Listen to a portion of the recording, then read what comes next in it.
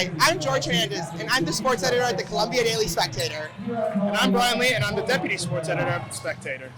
Today, we're bringing you special coverage of the Columbia women's basketball game against Duke Blue Devils.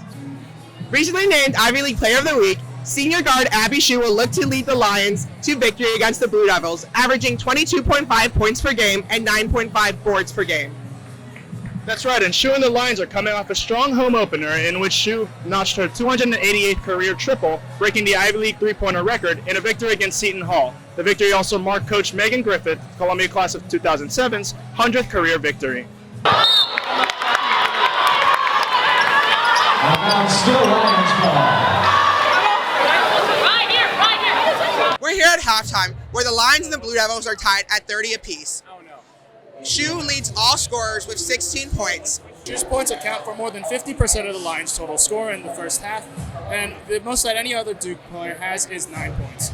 Columbia also looks to be more efficient from beyond the arc as it's shooting 33% from three-point range compared to Duke's 12%. However, Duke's been getting a majority of its points in the paint, so it looks to continue to have its dominance down low.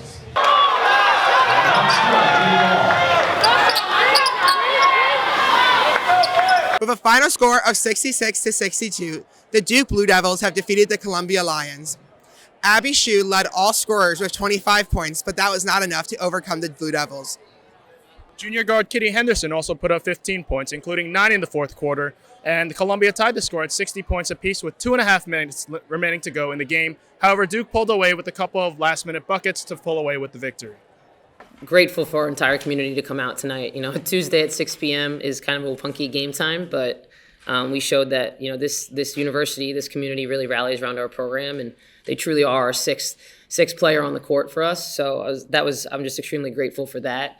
You know, I thought, you know, Duke is a good program. They're a really talented program. I think, you know, they play hard. And you know, they think they're trying to figure out their chemistry as well.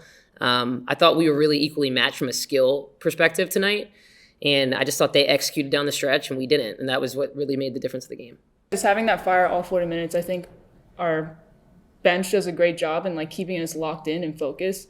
Obviously, the players on the court, we always lock each other in on the court, but I think they're seeing they're seeing it from a different point of view. So just getting that, okay, what can we change, even from our coaching staff, and timeouts, media timeouts, and, you know, making in-game adjustments is a big thing for us. This concludes our coverage for the Duke game. Stay tuned for more coverage from the Columbia Daily Spectator.